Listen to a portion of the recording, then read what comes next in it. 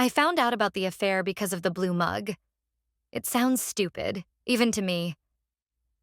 You'd think it would be the phone, the late-night messages, the sudden new passwords, or the way she started wearing lipstick to just run to the store. But no, it was that chipped blue mug with the crooked white star, my mug, that told me something was wrong. It was a Tuesday night in late October. I remember the rain. Not gentle rain, but the kind that pins you indoors, drumming against the windows like it wants to come inside and finish whatever the storm started.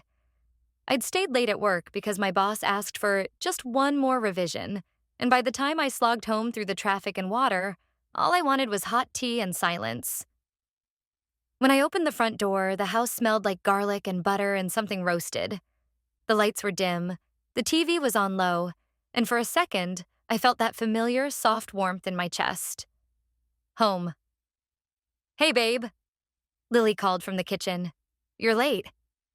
"Yeah, Mark wanted the numbers redone," I said, kicking off my shoes. "Smells good in here." I stepped into the kitchen and saw her stirring something in a pan, hair pulled up into a messy knot, the back of her neck damp with steam. She looked over her shoulder and smiled, but it didn't reach her eyes. Lately, it rarely did. "Oh, you poor thing," she said. "Go sit. I'll plate your food." I almost listened. I almost just went to the couch, scrolled my phone, pretended not to notice how tense her shoulders were. Almost. But then I saw the blue mug. It sat on the counter by the sink, a little puddle of coffee clinging to the bottom. The mug that I always take to work. The mug that wasn't in my office all day, because I'd looked for it in the morning and assumed I'd left it at home. I picked it up. It was still faintly warm. "Did you use my mug?" I asked. It was a normal question. A harmless, nothing question. But she flinched. "What?" she said, too fast. "This." I lifted the mug. "My star mug. Did you—" "Oh," she laughed, but it was thin, glass fragile. "Yeah, I couldn't find the others. I'll wash it later, sorry." The drying rack was full of clean mugs. My brain noted it, logged it, didn't process it. We ate dinner. Roast chicken, mashed potatoes, green beans. Her cooking was always good, always comforting, like she was putting apologies into the food before I even knew I was supposed to be offended. We talked about regular things, my job, her freelance projects, the new neighbor with the too loud dog. But underneath it, there was this quiet hum, like a low electrical current. Her eyes kept flicking to the clock on the microwave. She jumped when my phone buzzed. She laughed too hard when I told a joke that wasn't that funny. After dinner, she practically shoved me toward the shower. "You're drenched," she said, pressing her hands against my chest and pushing lightly. "Seriously, go, you're going to get sick." In the shower, with hot water pounding down on me, I let the day slide off. By the time I stepped out, wrapped a towel around my waist, and wiped the steam from the mirror, I'd forgotten about the mug. Until I walked back into the bedroom and saw the second plate. It was sitting on my nightstand, empty, a faint smear of gravy on it. The fork laid inside still shiny. There were 2 water glasses, too. One on her side, one on mine. And the faint scent of cologne that wasn't mine. It hit me all at once. A series of small, strange details stacking, clicking, falling into a pattern my mind didn't want to recognize. "You okay?" Lily called from the hallway. "Yeah," I said automatically, staring at the plate. "Just tired." She walked in, noticed where I was looking, and there it was again. That flinch, so tiny you could almost pretend you didn't see it. "Oh," she said. "I had dinner up here while I was working earlier. I was going to take that plate down. Sorry, I forgot." The lie slid out of her so smoothly I almost believed it. Except there were crumbs from the same bread we'd just eaten downstairs, and the gravy smear was still wet. "You had dinner twice?" I asked lightly. She blinked. "Huh?" I smiled. It felt glued to my face. "This plate, and the ones downstairs. You had 2 dinners?" "Oh, no, that was lunch. I reheated the leftovers. I didn't want them to go bad." Her eyes met mine. She held the gaze steady, unblinking. She had always been a good liar. I just never thought she'd practice on me. I nodded slowly. Right. Makes sense. But something had shifted. The room didn't feel like our room anymore. It felt like a place I was visiting, arriving too late to see what really happened there. That night, I lay in bed listening to her breathing beside me, slow and even. I used to find comfort in that sound. Now all I could think about was the mug, the extra plate, the cologne, and my brother. Because I knew that cologne. It was the one I bought Daniel for his last birthday. The next few days, I tried to shake it off. It's nothing, I told myself. You're tired. You're jealous. You're paranoid. But the universe, or whatever cruel scriptwriter was in charge of my life, started directing scenes that were impossible to ignore. First, it was the phone habits. Lily, who used to toss her phone onto the couch or leave it charging in the kitchen, suddenly became surgically attached to it. She took it into the bathroom, into the shower. She slept with it under her pillow. One night, around midnight, it lit up in the dark. I wasn't even trying to snoop. I just opened my eyes at the wrong moment. Screen flash. Her face turned away from me. A quiet, almost guilty smile curving her mouth. I watched her thumbs move, quick, practiced. Who are you texting? I asked into the darkness. She jumped. What? No one, just a client. At midnight. They're in a different time zone, she said quickly. Go back to sleep, Noah. You have work. It sounded logical, reasonable. But every word she spoke felt like she was pushing me a little further out the door of my own life. Then it was the visits. I'm checking in on your parents, she'd say, carefully casual. You know they worry when they don't see us. They don't worry when they don't see me, I said. They call to ask about Daniel, not me. She laughed. Oh, stop. They love you both. They did. In their own way. They just loved him more. Growing up, it was always Daniel, the golden child, the charming younger brother who could do no wrong. He broke curfew? He was just restless. He failed a test? The teacher was clearly bad. He crashed Dad's car? Boys will be boys. I got top grades and a job straight out of college. They said, that's expected from you, Noah. Daniel started a bar that went under in a year. They said, at least he's trying. That's what matters. When I introduced them to Lily at a family barbecue, my mother hugged her for 3 seconds too long, then pulled back and said, Oh, she's perfect. She'll balance you out, Noah. My father shook her hand and said, Well, someone had to keep this one grounded, jerking his thumb at Daniel. They laughed. I laughed. It was all a joke. The first time I caught Daniel looking at Lily a little too long, I told myself I imagined it. The second time at a Christmas dinner when she leaned over to pass him the mashed potatoes and his eyes raked her like he was taking inventory, I told myself I was being insecure. Now the scent of his cologne in my bedroom replayed itself in my head like a stuck record. On Friday, she said, I'm heading to your parents. Your mom asked me to help with some things. It was a lie. I knew that because my mother had called me that morning, complaining about her back pain and the neighbor's cat, and hadn't mentioned anything about Lily. My mother loved to tell me when someone else was helping her. It gave her something to guilt me with later. Why don't I come too? I asked, keeping my tone light. Lily froze, just for a fraction of a second. You? Won't you be tired after work? I'll manage.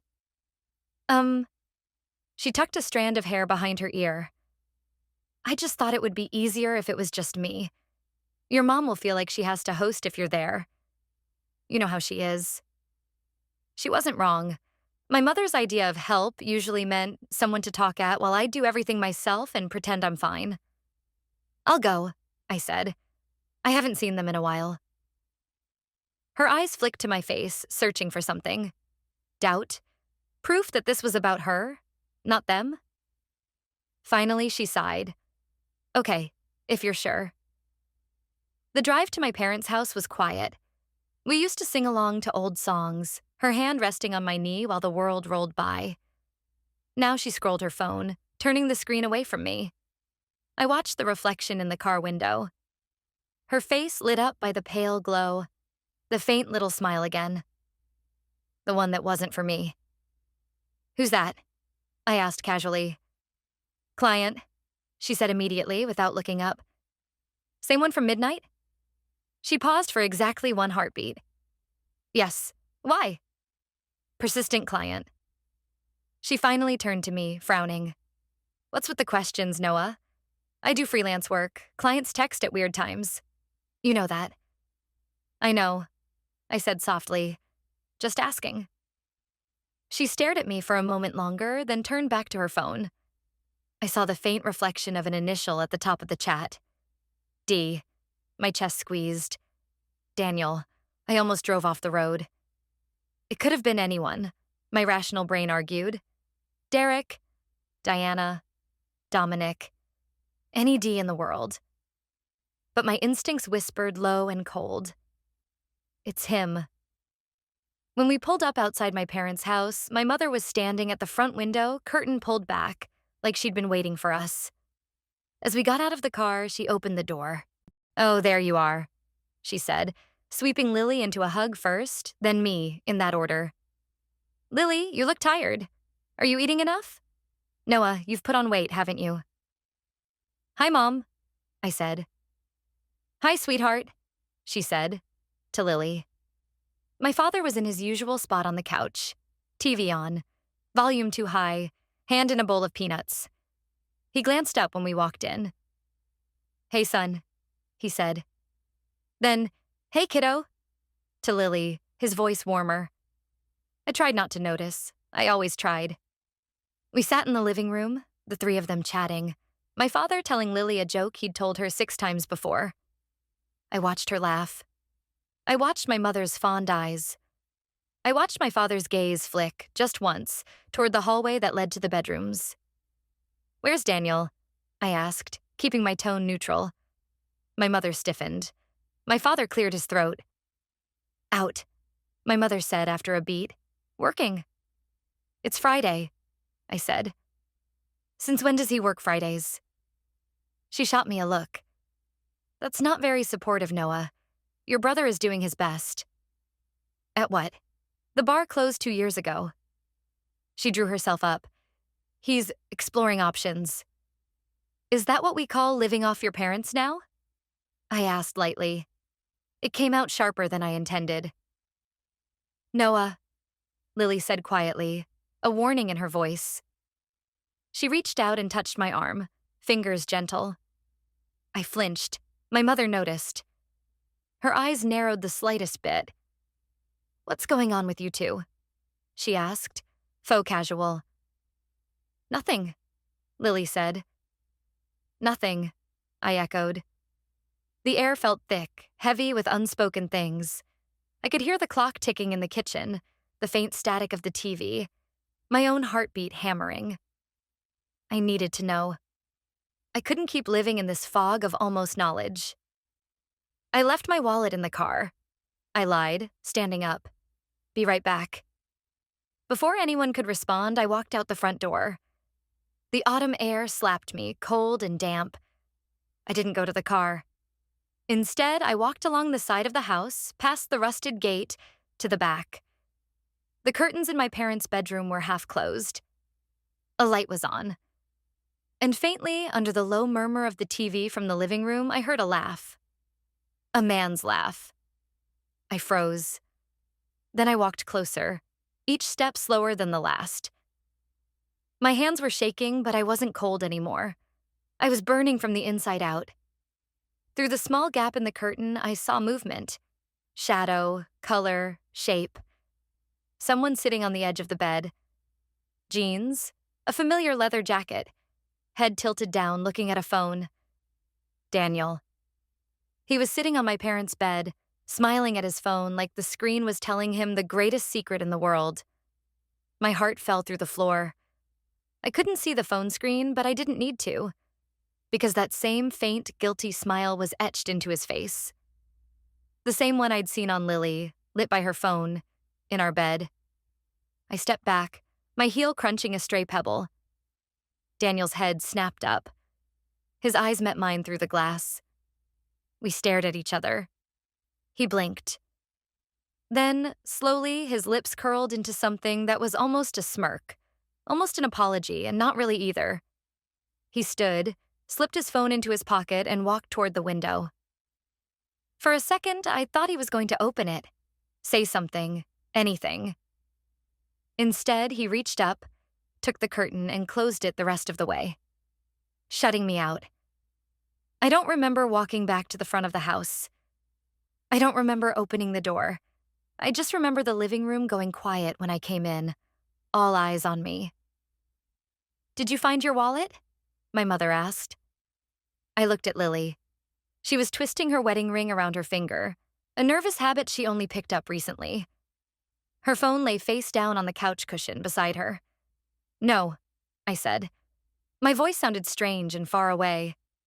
"But I found my brother." My mother went still. My father shifted. Lily's eyes widened. "What?"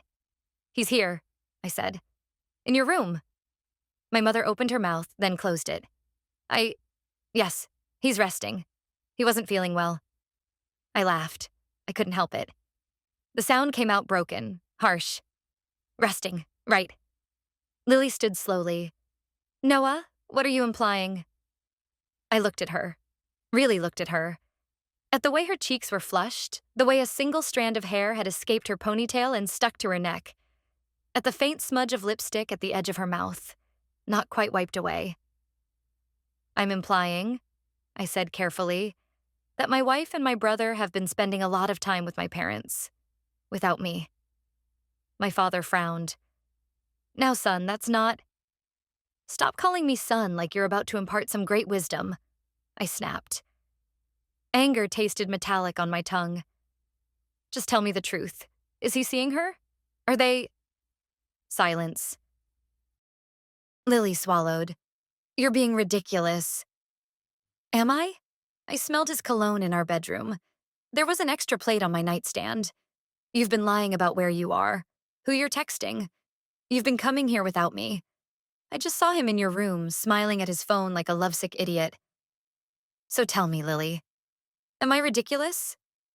Her lower lip trembled. For a second, I almost believed it was from outrage, from hurt at being accused. Then her eyes flicked. Not to me, but to my parents, to my mother, who would not meet my gaze. "Mom," I said. My voice cracked. "How long have you known?" Her shoulders sagged. She inhaled slowly, like she was lifting a heavy weight. "Noah," she said, "you're overreacting." My world tilted. "What?" "These are adult relationships," she continued, straightening. "They're complicated. You can't reduce them to cheating or betrayal. Sometimes things just happen." "Things just happen?" I repeated. "My wife sleeps with my brother and that just happens?" Lily sucked in a breath. "Noah, so it's true," I said. Her eyes filled with tears. Don't bother," I said. My chest hurt. My hands hurt. Everything hurt. "Don't insult me by pretending." The room was so quiet I could hear the refrigerator hum in the kitchen. Somewhere in the house, a floorboard creaked. I imagined Daniel leaning against the wall in the hallway, listening, waiting. "You don't understand," my mother said softly. "You've always been so rigid, so black and white." "What is there to understand?" I whispered. "She was my wife. He's my brother. You're my parents. And you all—" "What? Decided I didn't need to be told?" "She tried," my father muttered. Lily's head snapped toward him. "Robert!" He shrugged. "What?" "It's already out." My vision tunneled. "You tried what, exactly?" She wiped her cheeks, anger now sharpening her features. "I tried to tell you how lonely I was, how absent you were, how you were always at work, always stressed, always half a step away, even when you were home." "And that means you get to sleep with my brother?" I said. "That's the math?" It wasn't just about that, she hissed. He listened to me. He saw me. He was there when you weren't. And my parents? I turned to them. What's your excuse? My mother lifted her chin. We didn't approve, she lied, and I saw it clear as day. But once something like this starts, you can't just stop it. Feelings are messy. We thought. You thought what? I demanded. That I'm so used to being second to Daniel that I'd take this too? Silence again. That was my answer. I felt something inside me crack, like a branch snapping under too much weight. How long? I asked, quieter now. How long has this been going on? Lily looked down at her hands. My father looked at the TV. My mother stared at the rug. 6 months, Lily finally whispered. My heart stopped. Started again, too fast. 6 months, I repeated, while you shared my bed, slept beside me, called me your husband. I did love you, she said, and somehow that hurt even more. I still do in a way. But it's different. I laughed again, though my throat burned. You love me in a way. That's nice. You're twisting everything, she said, voice rising. It's not like we planned this. It happened. We fought it. We really did. But your brother and I, we what? I asked sharply. We fell in love? Is that the script you're going with? Her mouth snapped shut. I turned to my parents. And you? What did you say when your golden child told you he was screwing his brother's wife? My father cleared his throat again. You know your brother. He's impulsive, emotional. We didn't want to push him away. You didn't want to push him away, I said slowly. So you pushed me instead. My mother's eyes flashed. Don't be dramatic. No one pushed you. You're making everything about you like you always do.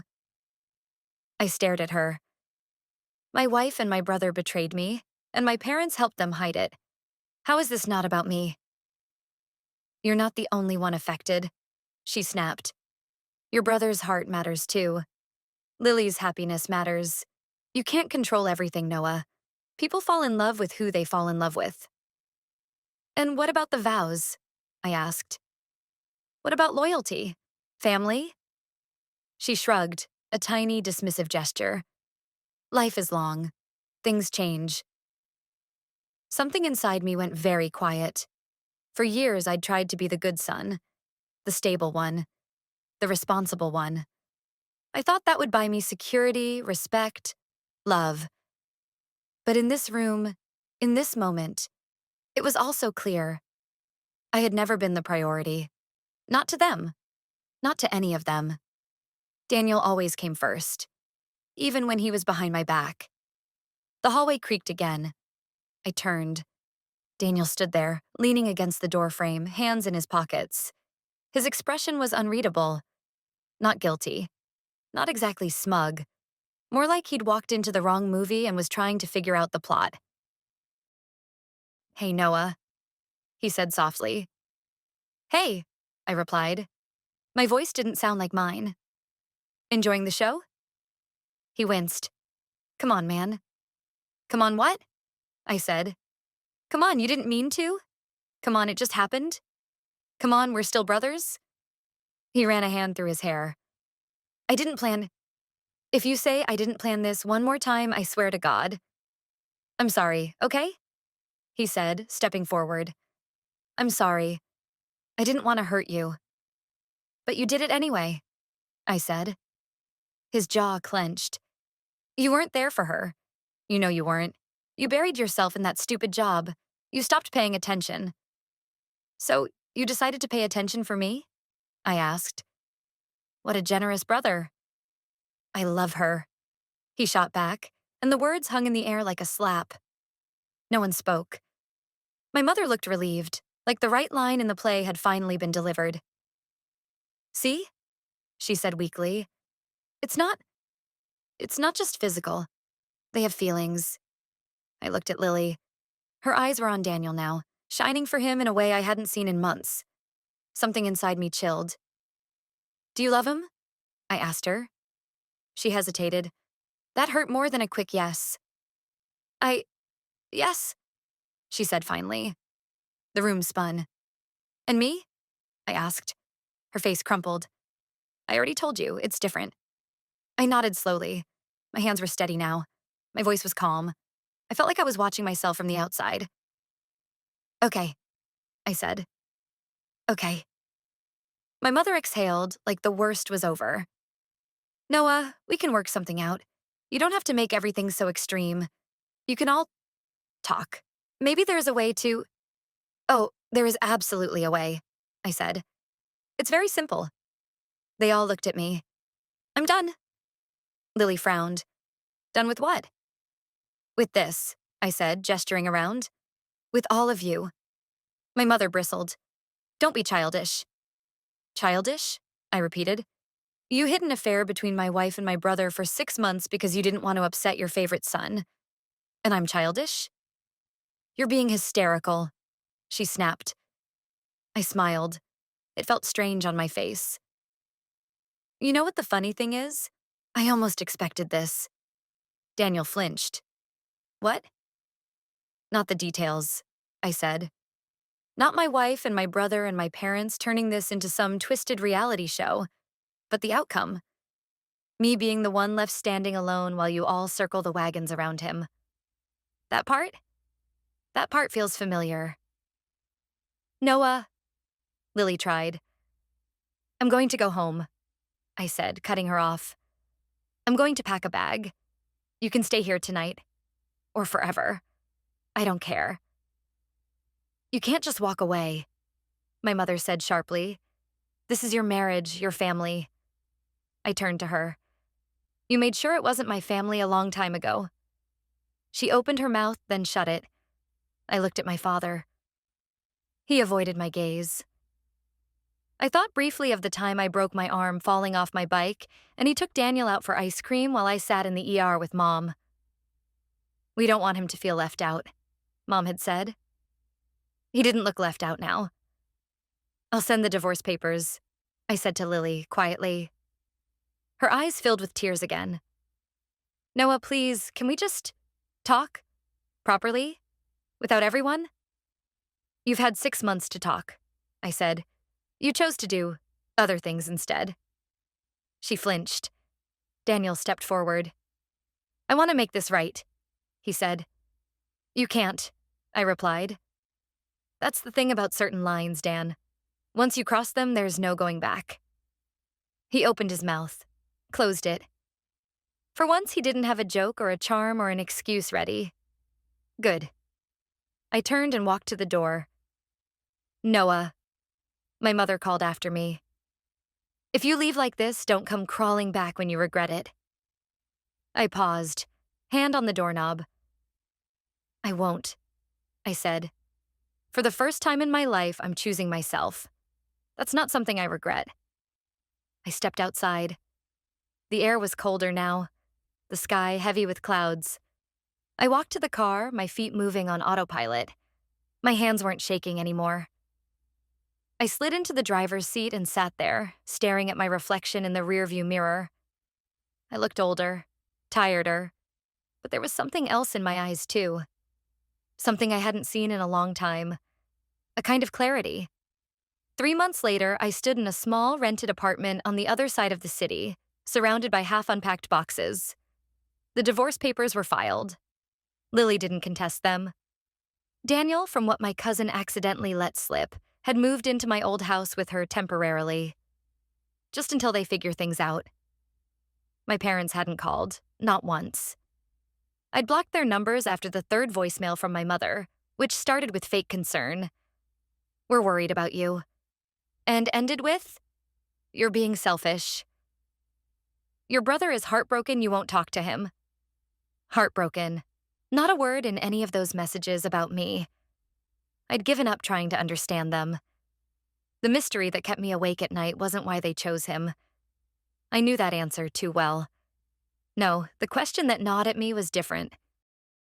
When did they stop seeing me as part of the family at all? Had it been gradual? Little moments, one by one, like water wearing down stone?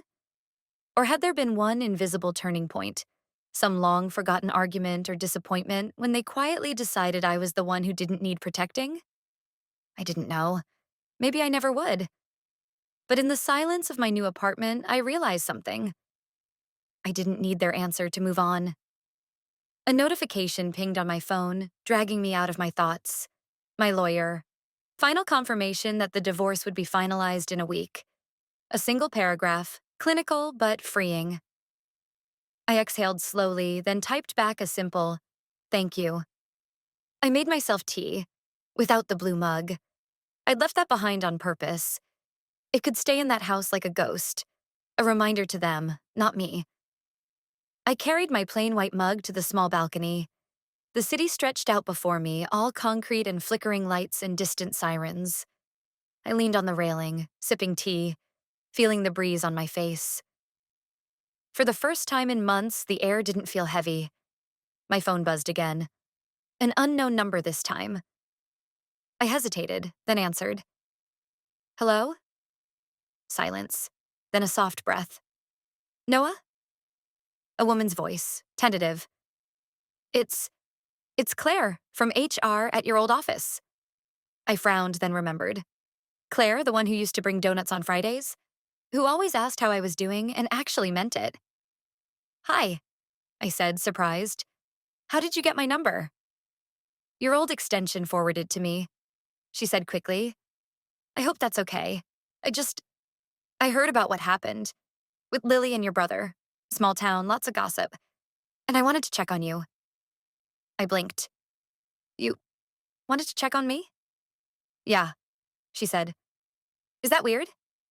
"No," I said after a moment. "Just rare." She laughed softly. "Well, I'm good at rare." Something in my chest loosened. We talked. Not about the betrayal, not really.